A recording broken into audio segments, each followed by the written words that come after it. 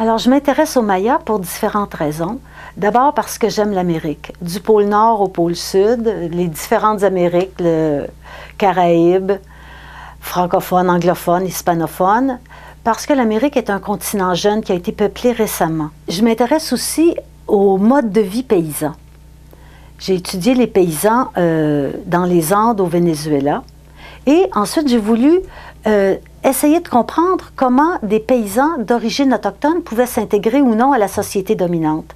J'ai donc étudié les Mayas dans l'État du Yucatan et j'ai vu comment les différents programmes gouvernementaux de modernisation, de commercialisation de l'agriculture échouaient ou réussissaient selon les situations. Et c'est alors que j'ai pu découvrir à quel point les Mayas s'adaptaient aux différentes situations. En étudiant les Mayas contemporains, je me suis aussi intéressée à leur histoire. J'ai étudié, j'ai visité les ruines fantastiques, j'ai aimé beaucoup étudier leur écriture. L'apogée Maya se situe environ vers 500 à 700 de notre ère. Ensuite, les conditions climatiques ont varié, qui a provoqué la chute, entre autres. Il y a eu de nombreuses guerres aussi, qui ont provoqué la chute de cette civilisation.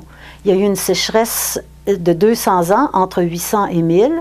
Alors, les Mayas ont recommencé à se reconstituer en groupes et en tribus. Ensuite est venue la conquête en 1400-1500, puis la colonisation. Donc, les Mayas ont dû faire face à de nombreux, à des difficultés pendant des siècles, dont la maladie, les épidémies ne sont pas les moindres. Ils ont réussi donc à survivre, à conserver leur langue et leur mode de vie.